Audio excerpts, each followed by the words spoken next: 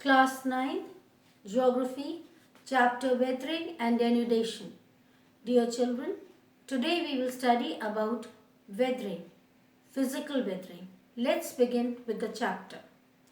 Our Earth's crust is undergoing constant changes as a result of various processes, internal and external, operating on it.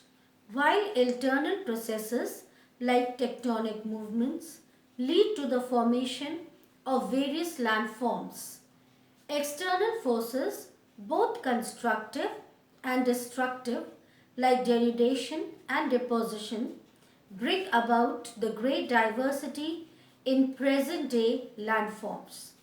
Meaning of weathering. The Earth's surface remains exposed to various elements of weather. These elements of weather like rain, air, heat, frost and cold wear away the rocks. Weathering involves disintegration and decomposition of rocks where they exist. Therefore, it is a static process, whereas denudation is a dynamic process. Weathering is important as it leads to the formation of soil. Types of weathering. The work of weathering in breaking up of rocks is of three types. Physical or mechanical weathering is brought about by several agents such as frost, heat and cold, wind and biotic factors. Chemical weathering in which the main agent is rainwater. Biotic or biological weathering. Physical weathering.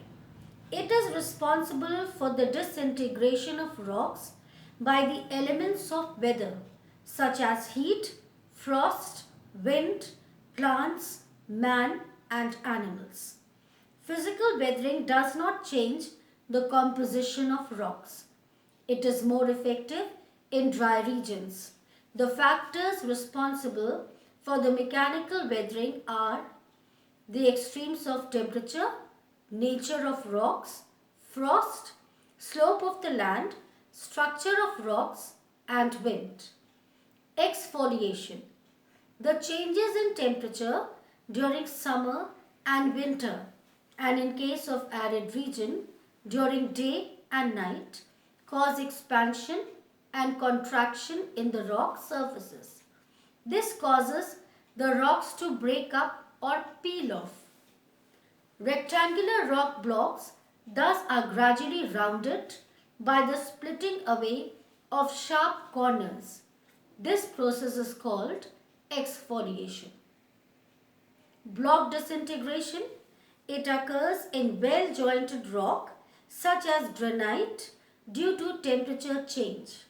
It is particularly effective in areas with great diurnal range of temperature, that is, between 10 degrees Celsius to 15 degrees Celsius or more, and barren rocks without a protective vegetation cover, example in desert regions. Granular disintegration. It is a process of physical or mechanical weathering due to repeated heating and cooling as a result of temperature changes. Rocks are usually composed of different types of minerals.